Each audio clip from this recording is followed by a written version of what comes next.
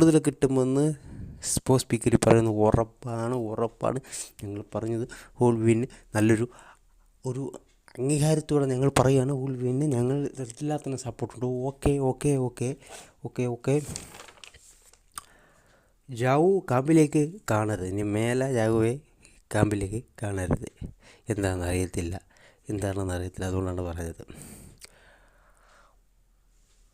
പരിക്ക് കാരണമെന്ന് സഞ്ജു കളിക്കരുതെന്നത് അത് രഞ്ജിയിൽ പരിക്കാരന് സഞ്ജു എന്തോ കളിക്കുന്നത് എന്താണ് കാര്യമെന്ന് നമുക്കറിയില്ല.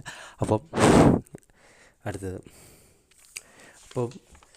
ഒന്നുകൂടെ വിശദമായിട്ട് പറയുകയാണെങ്കിൽ മുഖാമുഖം എങ്ങനെയാണ്?